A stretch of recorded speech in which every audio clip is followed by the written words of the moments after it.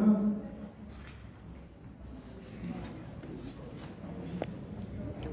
Hi, my name is I shouldn't be with Jerry. For me today has been really good because it's encouraged my belief in Africa. I think a lot of times we have this perception that nothing is happening, we're not growing, there's so many problems, but when you see the engagement, the conversations on a youth level, whether it's in AI, what's happening in business, the creative space, I think it makes you realize just how alive we are as Africans and how we no longer need to rely on external problem solving and rather waiting for us to solve our own problems in our ways. So that's what makes me excited about today. Thank you so much. Okay. I can take one more. Anyone else want to share what they learned today? The key takeaway. There was so much that we learned, so much was shared from our panelists, our speakers, and all the jazz. Anyone want to share? Okay, maybe you'll have more to, okay, would you like to share? Okay, please.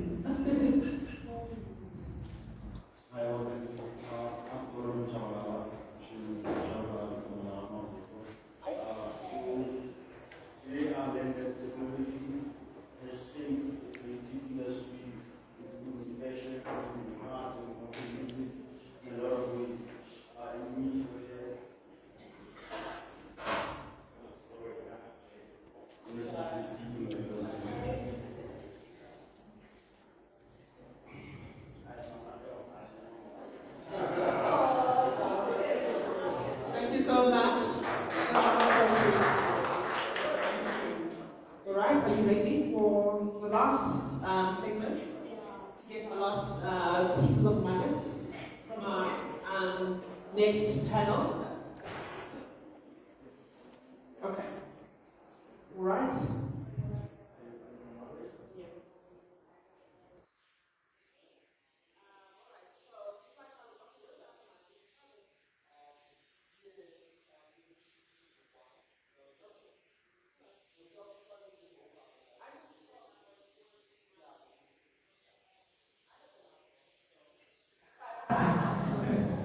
Alright.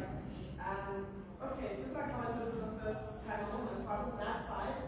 So what we're going to do, we're going to introduce ourselves, who we are, and as a follow-up question to the introduction, you're going to tell us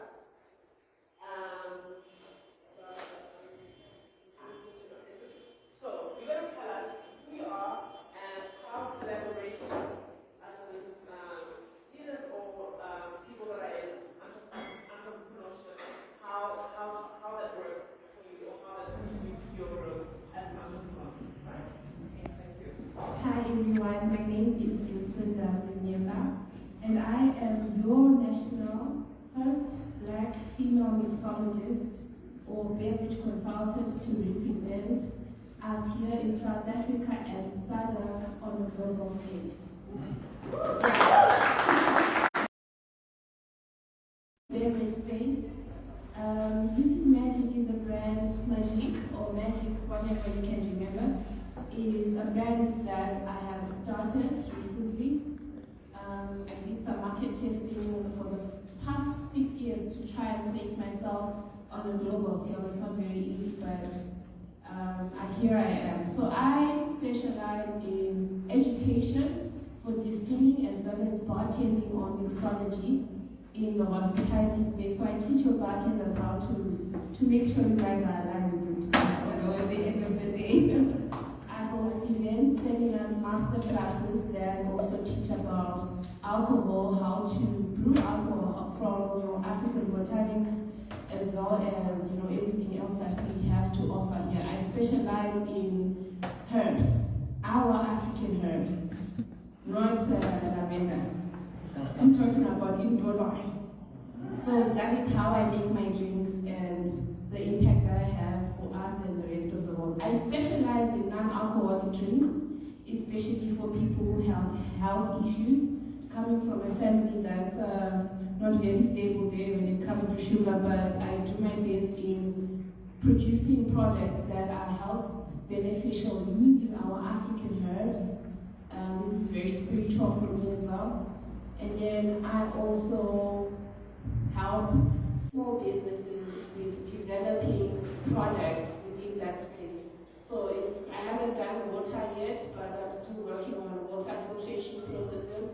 I'm doing distilling as well as Delta Distillery, where we teach each other as a community and anyone else who's willing to come and learn, as well as the non-alcoholic drinks as well. So it's beverage consulting, but I also bring the life to party, if you know what I mean.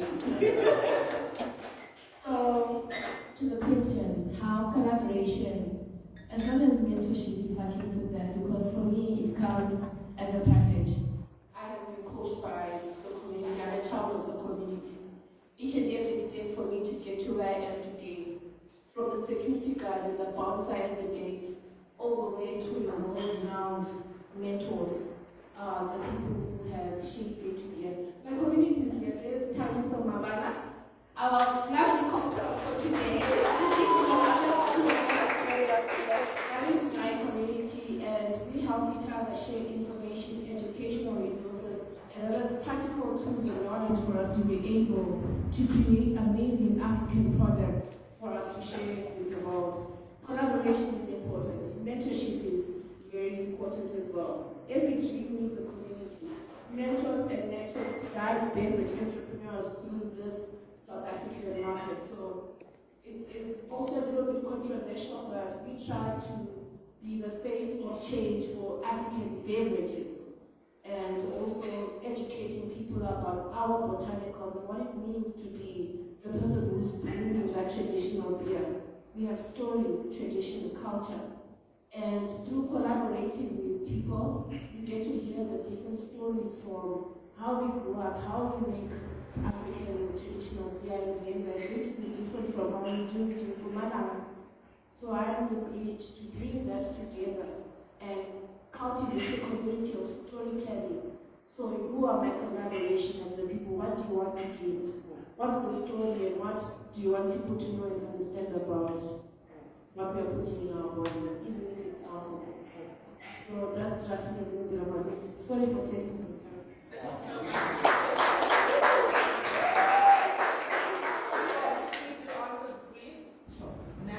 I'm good at that, so otherwise, yeah. Hi everyone, my name is Ike Anzi. I'm a 20-something-year-old hearing and balance specialist, so that's what I do in my 9 to 5. I assess, diagnose, treat, and manage hearing loss and balance disorders. But that's not why I'm here. I'm here as an entrepreneur as well as a published author. I own a publishing company by the name of Box Publishing, which I started with the intention of championing authentic African storytelling. And this started as a result of me really not being welcomed into the traditional publishing space. And I figured they don't want me at their table, I'm going to build my own table. And I'm going to invite like-minded people to sit at my table and eat with me. That's why I named it Bantu Box Publishing. Bantu being black people, black stories. So that's what I do. And to answer your question, how I collaborate and how that works for me is when I started Bantu Box Publishing, obviously I couldn't do everything by myself. And I strongly believe in this African philosophy that we have, which is Umuntu Ubuntu Abantu, which basically translates to I am because we are. And basing off of that philosophy, I then came up with an idea to gather up a group of professionals who would help me achieve what I wanted to achieve, which was to publish my first book. And I'm going to do. I did send my manuscript to a dozen of publishing houses. I did get a couple of responses.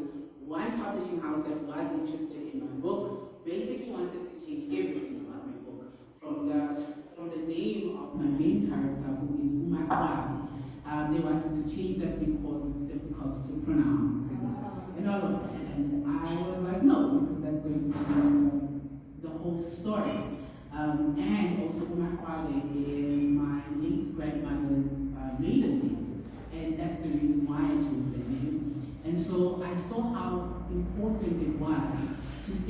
to our stories and to have platforms that can promote such stories, and hence the work of Bunch Box Publishing. So then I gathered an accountant, I gathered a graphic designer, an IT technician, I have a proofreader and an editor.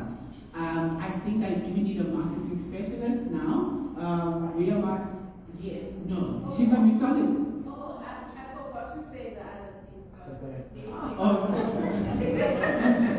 So basically working with those people, I was able to then publish my book and sell over 300 copies. To a point where even my book was recognized by Uptime, which is a platform in London which celebrates best-selling authors. Most people know me through, which is I Mentor Foundation. I Mentor Foundation is a youth development and mentorship non-profit company or non-profit organization that started as a kind of a pan-African organization, but now it's moving into an international organization.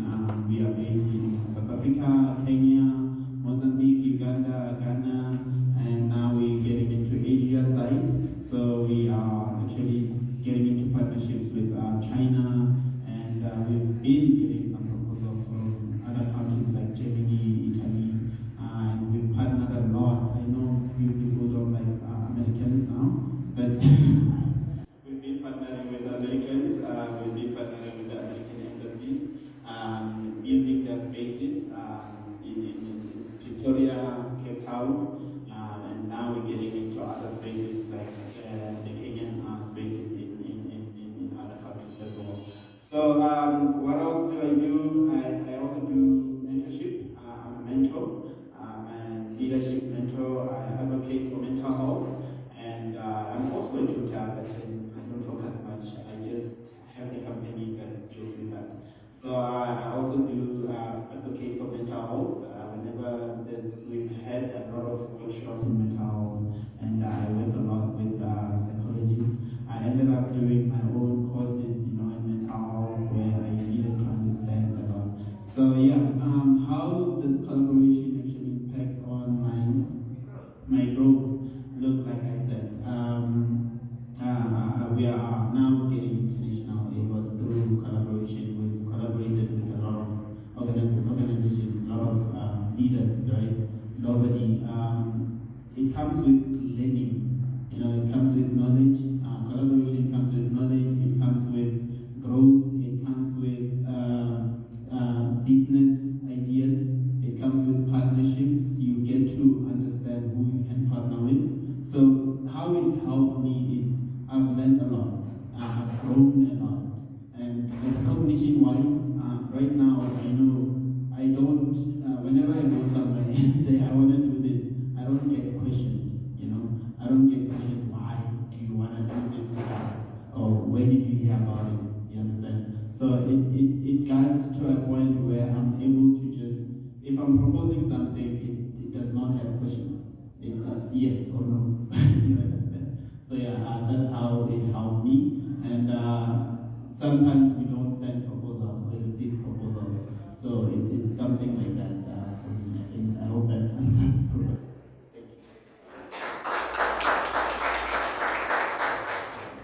Hi everyone, I'm Victoria Elias, and I'm the founder of Smart and Movie.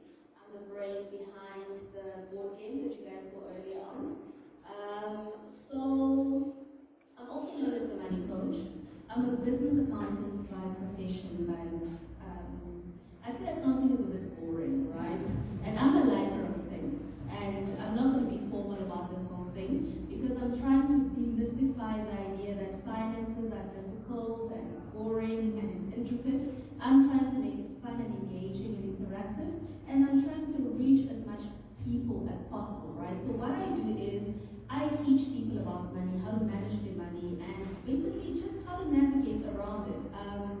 I'm a multi-award winner. I was awarded the Women in, I forgot, the Maiden Guardian, something I forgot, and then I won the Innovation Award by the Taylor Foundation this year, and that was for the board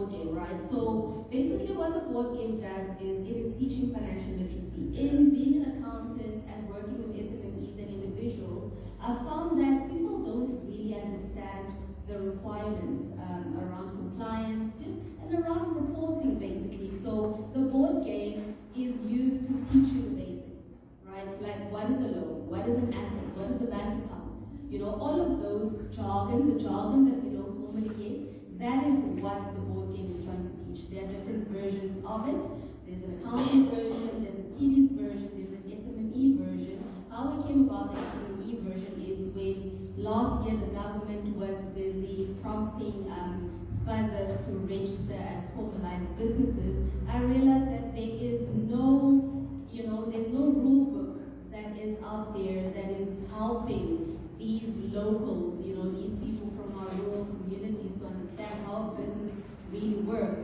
So that is what the board game is doing. It is making it easy for them, and it is making it easy in a fun and enjoyable way, not having to pick up a book and understand what's going on. They're basically just sitting around, but the game comes with a rule book to say that if you don't understand the terms on the cards, just look at the rule book and it is there readily available. You don't even have to go Google it. Also, what I do is I have entrepreneurial workshops that I have with kids, right? So I teach little kids how to manage money, the value of money, the value of things, to do it, in collaboration with the parents, basically to give them a rewarding system to say, if you do this, I will reward you by doing this.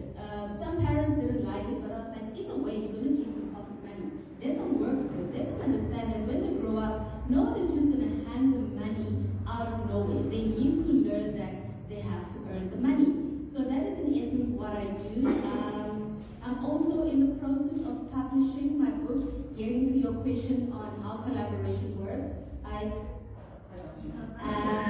Invitation accepted. I need my book to be published. It is titled The Unemployed Graduate, A Journey to Entrepreneurship. So I am a 4 times graduate. I have 4 degrees and I have 10 years working experience, and I was still struggling to get a job, And in writing this book, I'm basically just teaching, the younger generation to say that just because you went to varsity, it doesn't mean that you're going to get a job. That is not the formula. They've been teaching us that, listen, the key to freedom is, what education is the key to freedom. But when you're done, you realize that the lock has been changed. You have the key, but that lock is not opening. So what do you do when that key is no longer opening? That is when you need to step into entrepreneurship. And how do you go about it? You need to start thinking about these entrepreneurial ideas earlier on. Before you even think of starting that business, you need to think about it, you need to refine it. It's not an overnight process where you think of a business today, you register it tomorrow. It needs to be refined, and it all takes time. So that's in essence what I do, and I believe that collaboration has the opportunity to open up a lot of doors. And I basically, this is in a nutshell, with collaboration, right, it gives you the opportunity to meet people that you otherwise would never have met, right? It opens doors. It allows you to network. Maybe I'm speaking here and there's someone in this room that needs my services, and they could have only been here through collaboration with Kutlwano or by hearing about this event from someone else. So collaboration is very important, and it is the key for our generation. We need to collaborate. We cannot exist as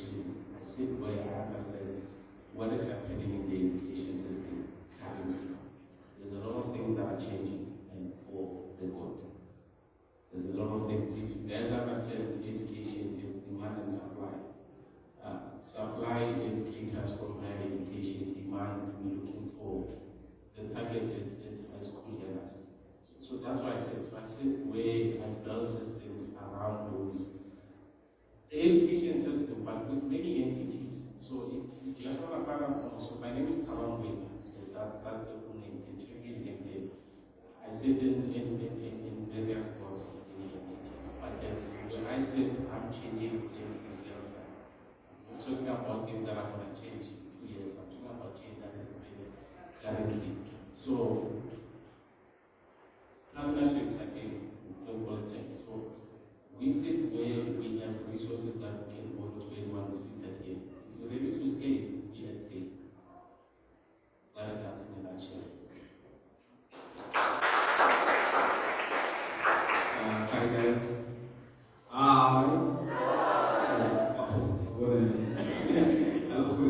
Hi guys. My name is Tabelo Litie. I'm a brand strategist at Africacom. By profession, I'm a public relations specialist.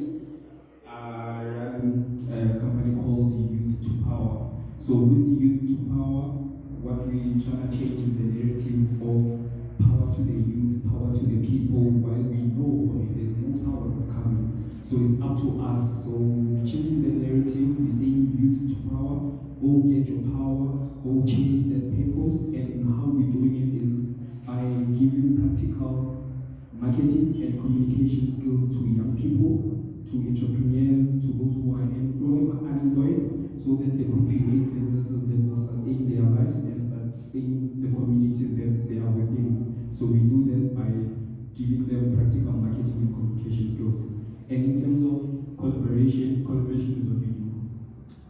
There's this company called Immortal Kitchen. He was supposed to be here, he's working. So he's a chef. So in terms of collaboration, what we're doing is because we want to give those practical skills, the same setup that you have in here, networking.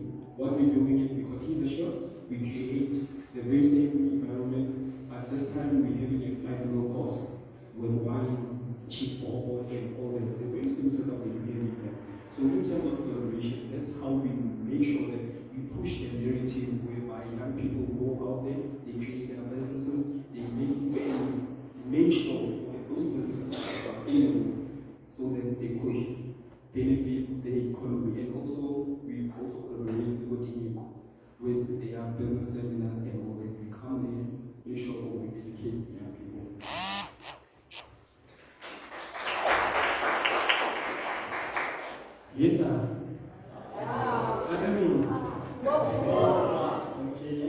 Okay. Now my name is Pingo Polak Mashe. So I'm an entrepreneur who currently runs 5 businesses. So the first one is Visionary Corner, which is the focus on entrepreneurship and financial literacy. The second one is called Mashele Holdings. So Mashele Holdings, we focus on events, business consultation, macro lending. And the third one is called Mashele Foundation. So that one focuses mainly on giving back to the community, because we are because of the community. Without the community, we are nothing. So that's what I do, and I believe every entrepreneur should be doing that. Just like Mr. Roy said, the more you give, the more valuable you become. And show me one giver, there's no poor giver. The next one is called Scholar Academy, which is the one I'm wearing the caviar on, and I distributed the pamphlet. So this one focuses on academics, formal academics, we do tutoring and all of that. So not just the overseer of this company, and our aim is to ensure that we re-innovate academic growth. You don't only just focus on academics, because you can get your distinctions, you'll be happy that day when your results come back. But after that, no one cares about your distinctions. So how are you going to become unique in this challenging time? There are some of the students who have been tempted before them in high school in Anani, but I'm business. So some of them are couldn't come with them today because they're managing one of the business that has been there. For me, it's not about distinctions, Nanani. You can have the best qualifications, but if you're not valuable, the world is not going to pay you. Because the world is only looking for valuable people. The last business is called Supreme Fries. So that one's focus is on selling our fries, your hot dogs, and Nanani. We try to take in as our cars. Because I believe uniqueness makes you to stand out. Even our fries, they use the unique shape that people are used to.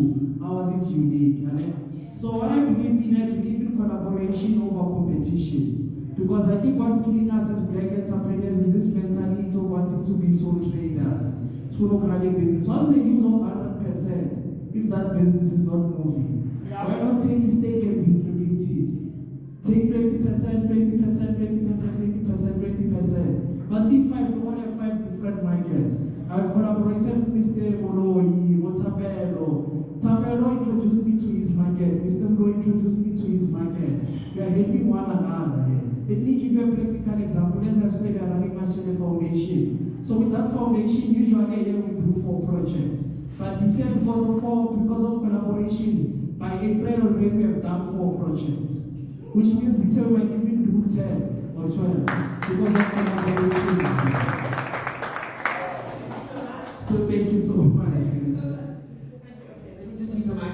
So, a lot of you spoke about collaboration, right? Because that was the question. Like we had mentioned earlier on, that as an African people, that's our thing. One of our mottos or beliefs from the European Institute said, we do not heal in isolation, we heal in community. Same applies, we do not grow in isolation, we grow in community, right? But I'm sure in that process of collaborating, or even before thinking of collaborating with other people, with other entrepreneurs, you have experienced some failure, right? I can imagine, because I've also been there before. So I would like to speak to failure, right? And the lessons that you've learned from failure that helps you build and grow your businesses or the person that you are today. Let me start with you, sir. Failure in terms of collaboration or failure. Okay, when I believe with failure, that's where we learn. Because the person who comes out second learns much better than the person who comes out first. Because I believe in business, it's either you win or you learn. I don't believe in the word loss. So if failure is what motivates us. Because if I'm failing, it shows that I'm doing something. So after failing, what do I need to go? I need to go back and review. Which what is it that I did wrong? And that's why I learn and I come back stronger. Because I think that's why even the schooling system, and I don't know if I can, the old people, let me not use this way. So I think the schooling system has messed us up when it comes to failure, as punishment. Because in life you're gonna fail, whether you like it or not. So failure is part of the journey. You fail whichever one you did wrong, and that's how you learn. Because had I not made certain mistakes last year or certain years, I wouldn't be where I am. Just like when we started school academia. First year, what we did, our pricing was wrong. Even what we were paying the tutors was wrong. So did we stay and we say we made a mistake, let's quit in Anani. We had to go back to the drawing book. And we had to draw another system. And guess what? The next time we managed to find a system that gave us a breakthrough. So that's why I believe failure is important, as much as success is important.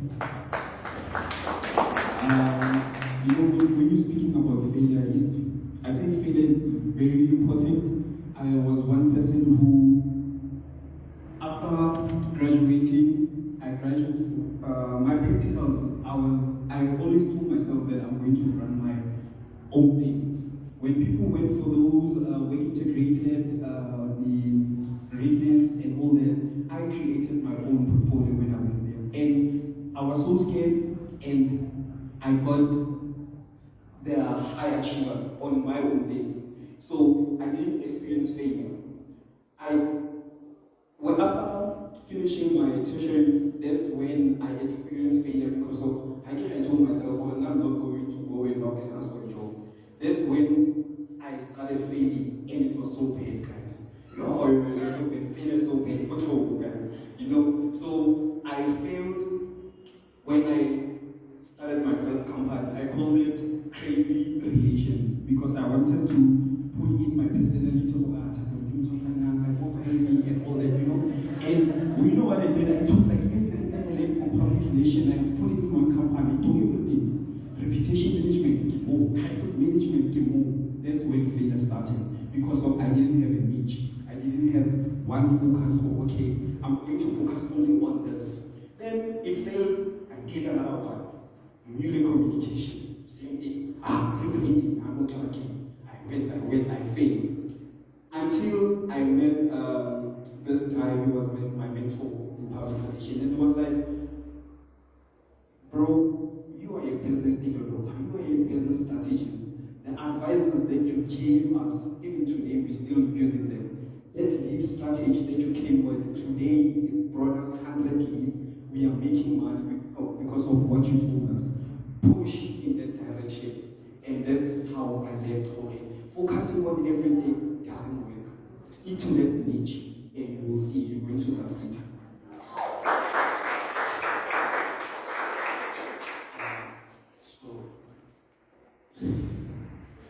So I think this failure doesn't exist. I think we iterate.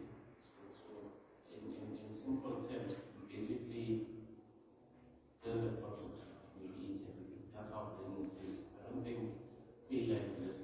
I'm one person who failed, purely. So when you say failure to me, I don't know. I don't know, and I don't know what that is. I don't even want to lie to you and say I failed before. I just went there and reiterated. That's where we are. So at the decade we made you with the frame of mind there, we never failed. We just went back and reiterated. Just focused on getting one thing properly. And when you actually do focus on that specific thing and give it time, it's gonna get you in places. So it's gonna position you where you basically sit where decisions are being made. And when I say decisions, I'm talking about decisions of this country, decisions of Africa.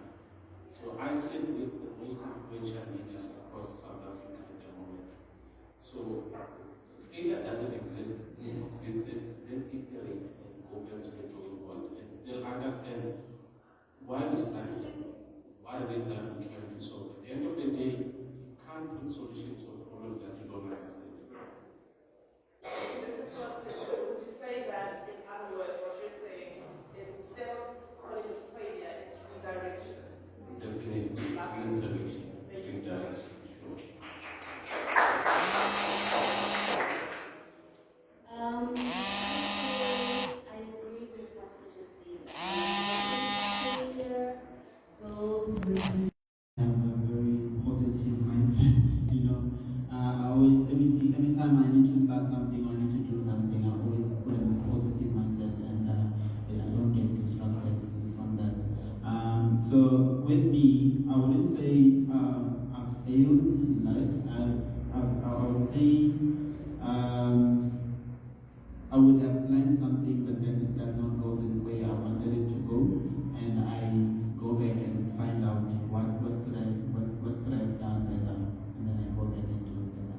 So I always tell people that they fail for, especially in leadership or in business, right?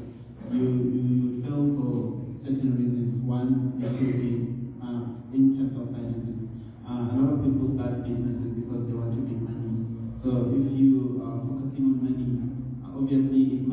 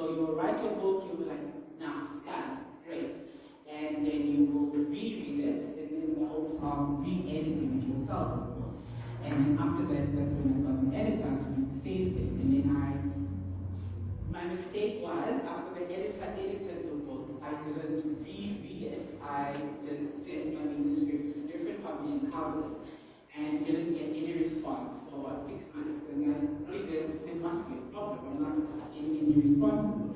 So I went back and I decided I'm going to reread my book. I figured it was going to be helpful because I now had a fresh perspective. I haven't read it in a while, so I have new eyes. And I was shocked. I was shocked at how my story had completely changed. There were too many grammatical errors, semantics had changed, and so I had to go back to the drawing board, get a new editor, and develop a new vetting process for my editors. And after they had re-edited my work, I still went back and I had to reread it again, which was an extreme sport, as you can imagine. As someone who's very self-critical, you will always think of finding, I don't know, a better word, or deleting something, or feeling like, this is cringy. But eventually I managed to do it. But what I want to highlight from my mistake is that I learned that as an entrepreneur, as a creative, there's no shortcut, right? There'll never be a shortcut. And you also have to be someone who's very detail-oriented. Because even when I got a lawyer to help with contract NDAs and things like that, again, you have to be detail-oriented, you know, and you actually have to also understand what it is that you're doing and what it is that the person you hired is meant to do, and are they doing it? So, yeah, that's the lesson I took from my experience.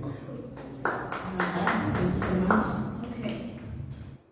So for me, in my industry, failing forward is an opportunity for me to align with my purpose. I'm also a business development advisor, I forgot to mention it.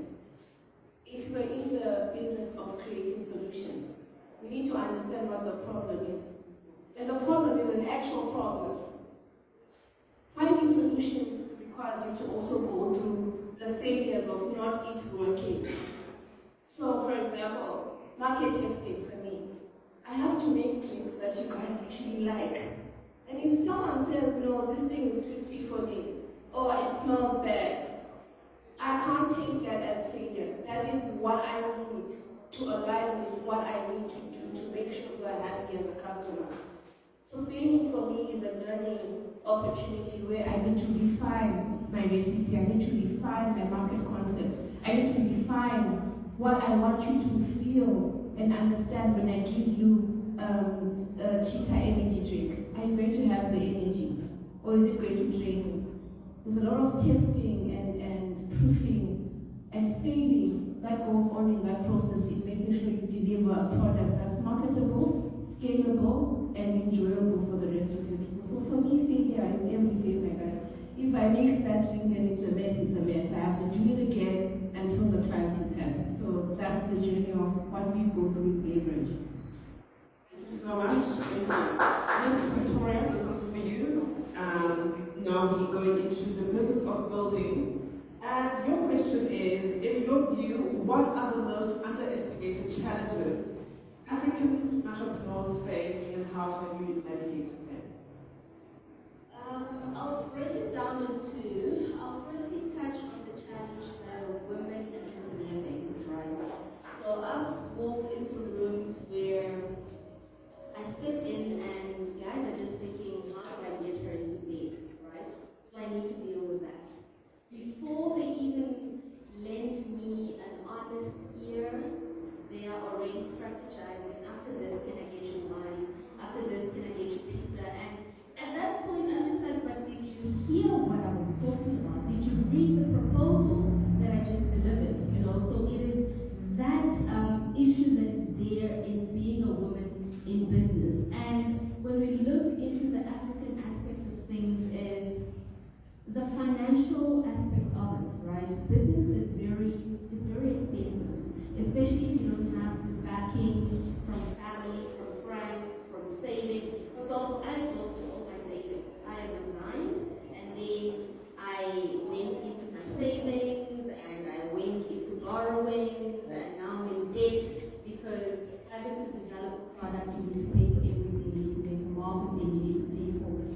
literally every single thing, and there's no money, and you have the contracts, and you have the demand, and where does the money come from? So, as an African person, not having that wealth, generational wealth to tap into is very difficult, and you find that people are quitting, or they stopping just before the breakthrough comes, and it's so sad because you can see the finish line, but you can't get there. Earlier on, one of the speakers mentioned that they do the invoicing something, right? That is so crucial because you find that you made it, but you just don't have it. And if that can be solved, I think a lot of African entrepreneurs will make it, and we're going to see a lot of breakthrough, right? So that is just how I see it, the financing aspect of it. Thank you for that. Tabelo, right? Okay. Question for you. Sorry, I have a question. Okay. So what makes a partner? So we all have collaborated with other people, right? And other businesses. We have our specific or certain networks that we have or that we exist in, right?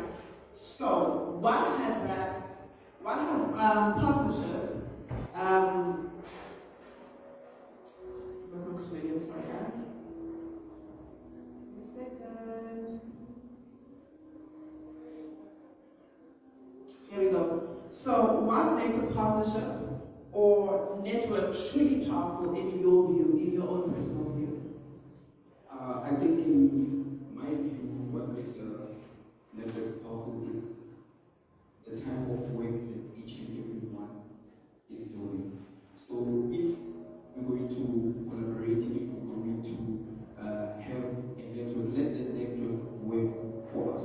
For example, if the EU is doing an event, or let me say, you remember the time, there was a time whereby I was asked to be part of the marketing communication team, or boys and girls that were creating and all of that. So because of I have a network of people who have different services, it was much more easy to get those people and make the job done. We didn't only do that marketing and communication job for them, but what we did, we called Diego to come because he has an event business. So we called him to come and do the catering and all that. We called Evidence to come and do the booking for the people who were going to be there. So it was not only based on me coming and marketing their movie night and all that. So the value of network is there. When you go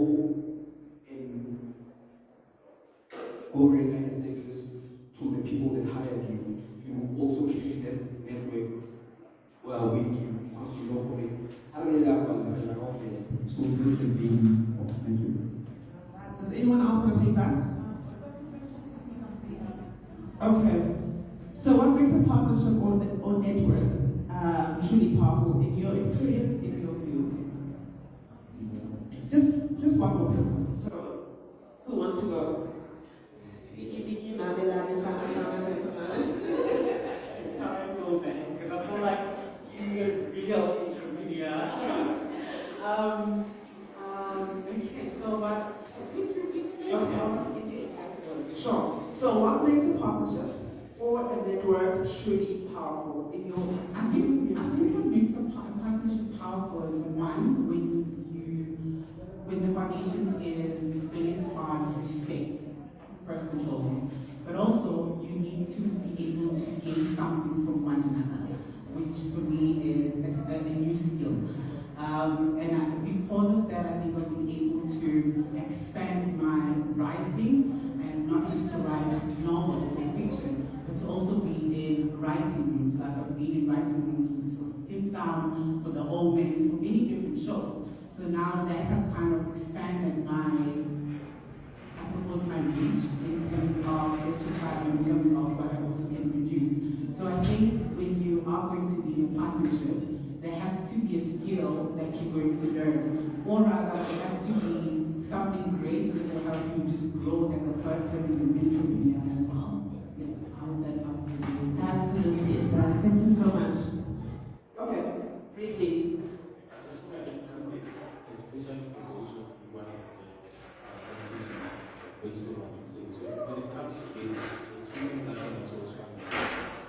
wherever you go on the level or wherever you actually partner, there's two things that must happen. One, they open access to market, as I explained. Two, they should also open access to capital. So not just go to partnership for the sake of I'm trading. It's two things that are really important. Market, capital. So sometimes I can be a small entity, but because I'm partnered with Standard Bank, I have access to their market. I think in the first panelist, someone spoke about someone being given shoes, and the other one. That thing, yes, we need to understand trade very well. So them giving you shoes, even those shoes might seem like it's a small thing, but because you're in that platform, they're giving you access to market. So trade doesn't mean money. You need to understand where capital is. You need to understand where wealth is. Wealth is not just money and the tangible things that you want to see. Wealth is long term. There's a lot of things that you can gain from a capital's point of view. You just need to know where to break that down. Thank you so much. So, using one word, so we're going to start here, everyone has to answer, right? This is our closing week, then we're going to open it up to our audience, right? And I'm going to take only 3 questions, unfortunately, from our audience. But using one word, Diego, what's one lesson every African entrepreneur must learn early? It's their purpose. Purpose. Yes, Purpose. purpose. Love that. One word. I think, No, one word. Strictly. Relationships. Negotiation. It Leadership. If I'm the cheat, collaboration. This one's also a cheat. Self-confidence. Believe in yourself. Confidence, confidence, Thank you so much. We open up the questions to our audience. Yes, please.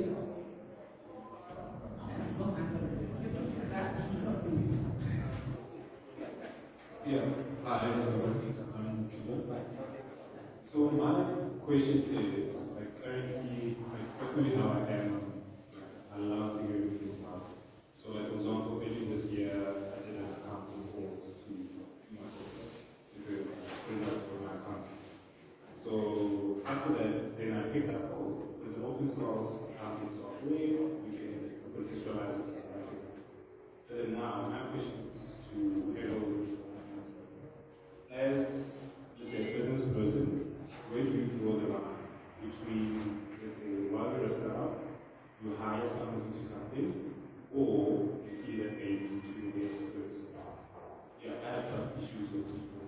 So, how do you tread that line of it's my baby, then actually hiring somebody, and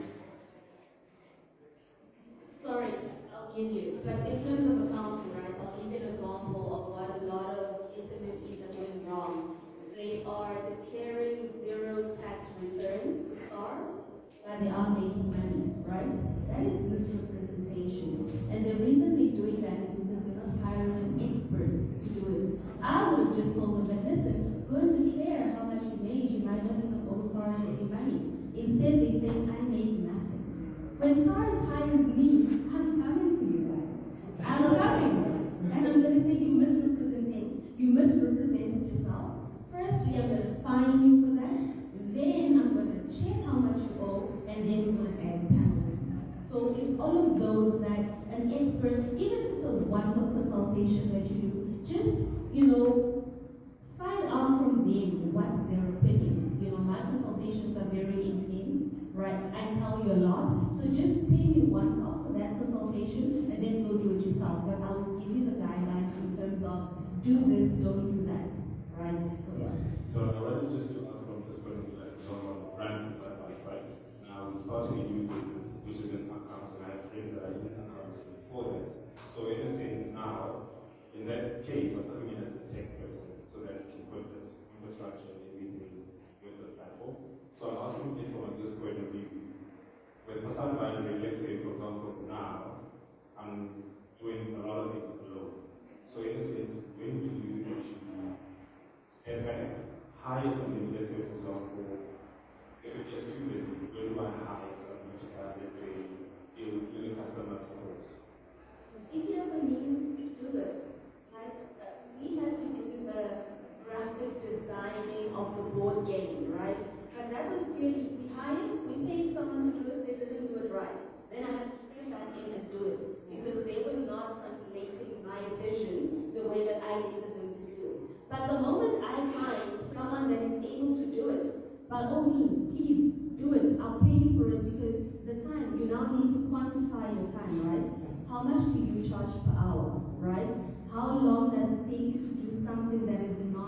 in your area of expertise. Then quantify that, you'll see that it's costing you way more to do it yourself as opposed to, outsourcing it. So that's how I do it. If I can outsource, by all means, I'll stick to the accounting, the figures, the workshops, and all of that because it becomes easy, it's less work. But the moment I outsource, it's easy. That is like, for example, you will design a website like this, but if I have to do it, it will take me a whole week to do it. So that's how I do it. Thank you. I'll take one more question. One more question. Please.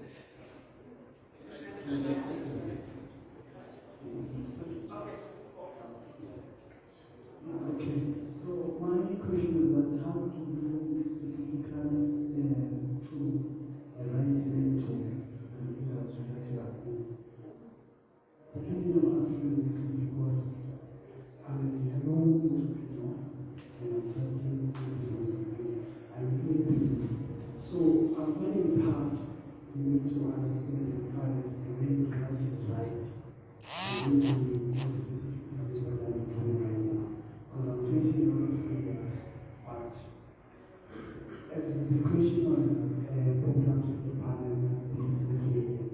The reason I'm here is to get a motive. And I'm trying to say that I'm going back to the drawing board and I'm doing it again. So that's my question. How do I specifically identify the rightful person that could went to a rightful way of making my business forward?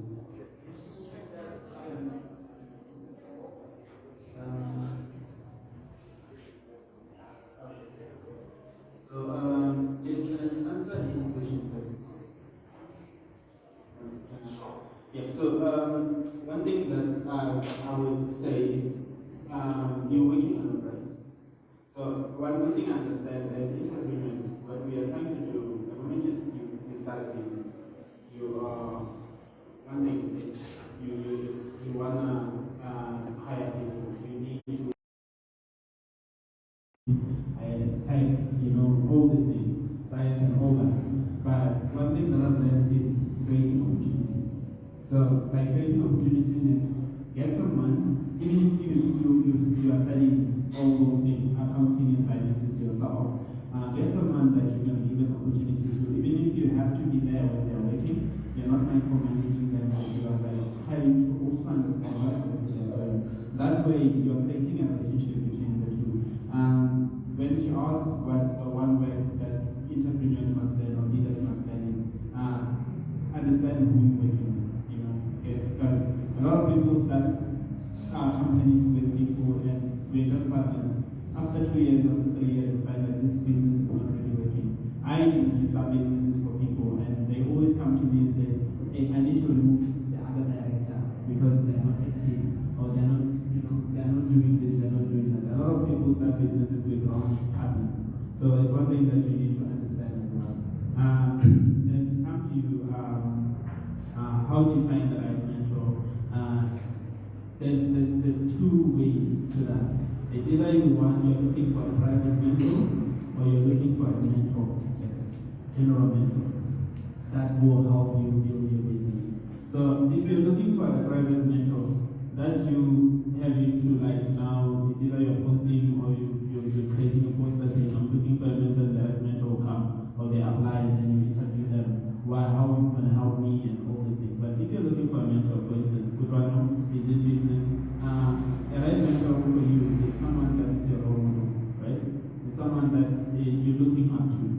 It's not just someone that you meet on the street and then you say, look, I like you, I want you to be my mentor. It's someone that you can see that this person is actually doing a good job.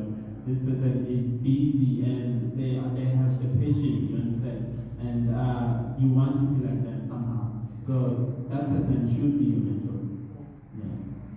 I'd like to second another thing I'd like to say is look at the impact they have in the community in which they perform or they work in. And then also look at I believe mentorship is also just beyond business, even in your personal life. How is that person managing their family and their community around themselves? When you look at the attributes that you wish for yourself or see yourself in the future as that's how you found that person. Secondly, when you found the mentor, how to test if the mentor is the right one for you is one, empathy. Two, do they actually make time to build you by focusing on your weaknesses and also sharing theirs so that you can compare and contrast and see the things that you not repeat, especially in your business cycles. Do they lift you up when you're in trouble? For me, my mentor has done so much for me. Just personally developing me and giving me a mindset that even though I'm a black female in an industry that is male dominated, I can do it. So when just assess your vibes. I don't know, it's not a professional word, but vibes, right? Do you vibrate or align at the same level? And also, do they have the time to actually give you a chance to ask you to be their mentor? I mean, for you to ask them to be your mentor. Kindness, empathy. Those little things are very, very important before you even make a decision that this person is going to be my mentor. Thank you. Okay, and I think another thing when you're choosing a mentor, you should find someone who has already journey. Because nowadays, people who talk too much, but they have nothing. So it's important to find out how they can really better. And then put another thing about mentors. Mentors don't have to be physical. Books, audio books, some podcasts, and I always say most of my mentors are dead. One of them is Napoleon. The second one is Dr. Max Bedrock. The third one is Robert Kiyosaki. Those are some of the people who inspire me big time. I read and soak myself into their books and my teachings. So you don't have to limit yourself to physical mentors. Read books. Also find friends who are in the same business with you. Because our people are not in the same industry. When I speak certain things with them, they can relate. And in our hours, we bring inside now until so and so. It's like to tell them we know December, but so if you have friends in that particular industry to understand, you're not the only one who buys this guy. You have to find other ways of making money. So yeah, that's why we say let's get less mentality of competition and collaborate. Because some of our mentors can be partners, people who have the journey and books and audios. Yeah. Thank you so much. Thank you. Please, I want to say something. Sure. Yeah, sure. Okay. All right. Thank you. Please, let's give our panelists a huge round.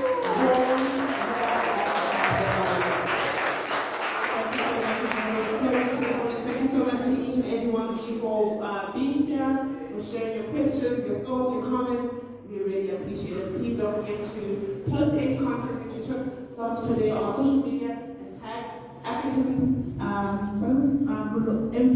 African Business Firm, thank you, and Muloi Business Leadership Firm, right, on Instagram.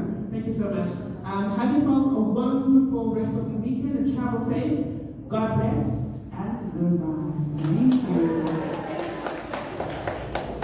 Let's wait for the shot.